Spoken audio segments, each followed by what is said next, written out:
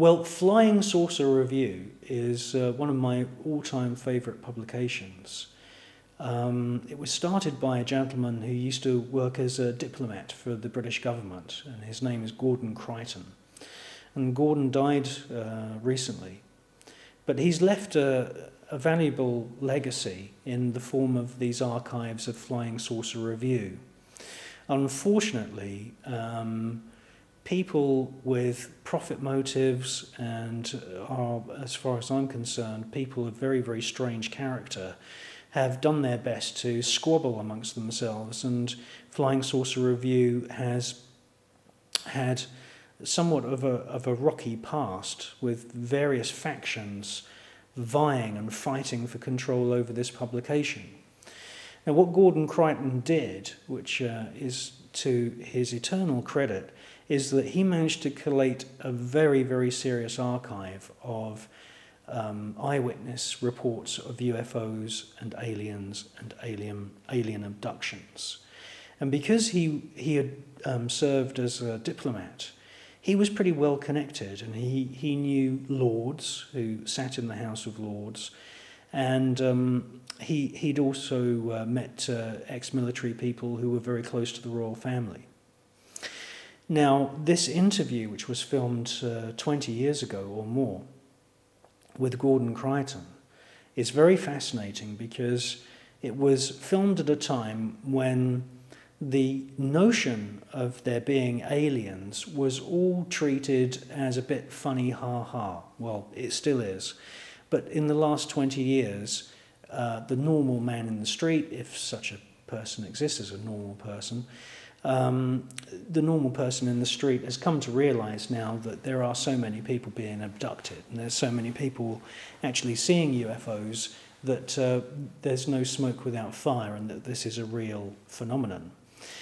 20 years ago, when this interview was filmed with Gordon Crichton, the notion of aliens walking on Earth and going into people's houses and being filmed running around in factories and abducting people, that was all new.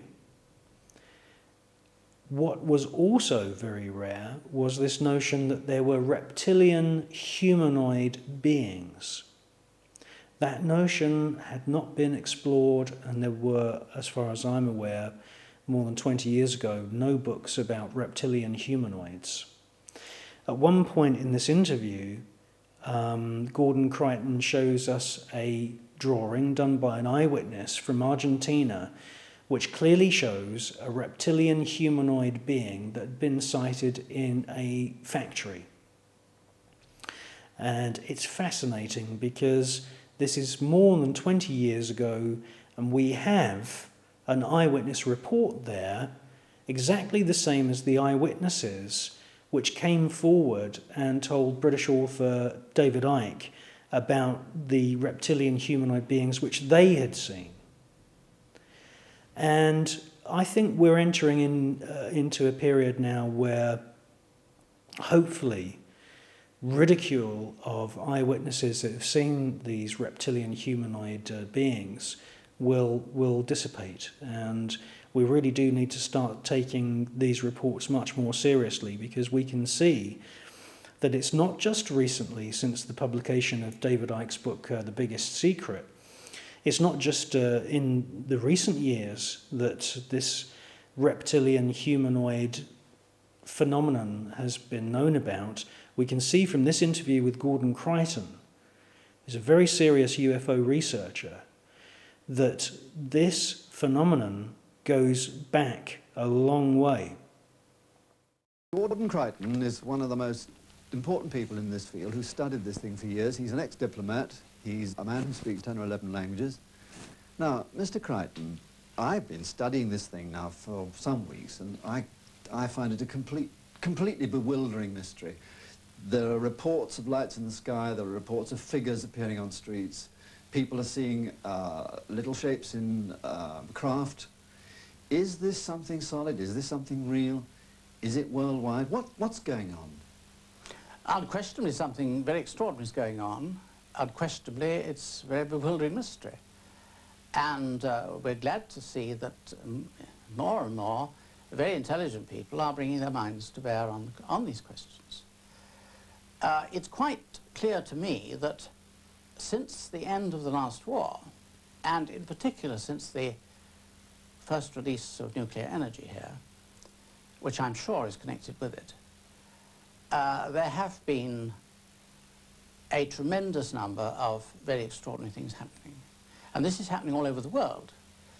We are getting reports from every corner of the globe of people who are seeing things like this.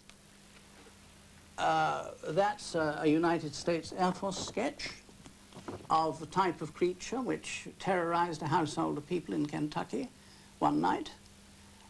They shot at them with shotguns, and they said that when the pellets hit them, it sounded as they were firing into a bucket. This is a little figure about 3 feet high. A little creature about 3 feet high with large ears. Which presumably comes from where? That's the question. What do you think? I've no idea, and I'm sure nobody has. Here you have a case of something seen in the Renault factory in Cordoba in northern Argentina in 1972. A large thing which was human-like again. It was seen in the man's washroom and many other parts of the factory, encountered by a whole lot of people. It caused electrical phenomena. It caused the internal combustion engine to stop when people came near it in the runabouts. It was seen to go up. These creatures were actually seen to leave the factory at night by people outside the factory. These creatures were seen to go up to be drawn up into mysterious craft. Now, in the early years, and I say that, when I say the early years, for me that means nearly 30 years ago, because I saw one of these things in China in 1941, when I was in the embassy there. I naturally didn't say there goes a flying saucer, because the term hadn't been coined then. But I did think I'd seen something very extraordinary. And I never forgot what I'd seen. And some years later, I was in America, and I began to see the reports in the press, heavily censored reports, some of them, of things, yes, because they're military reports, of things that were seen over the Western Front. And my files began then, and this house is bulging now with files. We have a lot of evidence of people being maltreated. We have a lot of evidence of cases of people who've been killed, who've been burnt badly by radiation, by unknown forms of rays. People have been carried off and have certainly not come back again. None of this looks to me like the behavior of benevolent beings. And therefore it's not surprising that, you mentioned the attitude of governments, it's not surprising the governments aren't saying anything about it.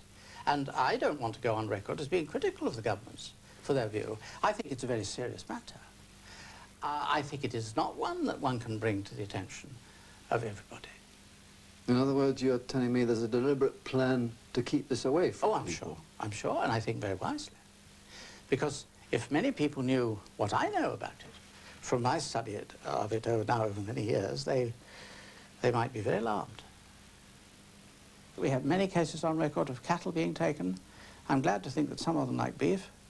There might be other forms of protein that they might be after, which would be rather more alarming. We have many cases on record where they've been seen taking rocks, stones, vegetation, plants, exactly the things that we would do and have done on the moon already, and would do on any other planet we landed on when exploring. These do look like extraterrestrial explorers. And with intent, with people intentionally fishing around, nosing around, with a purpose. We also have many alarming cases, alarming because we don't know the implications of them, of blood being taken from people, and also semen, and also ova from women. There's at least one good case of sexual intercourse, and I would think several, which would stand up to scrutiny.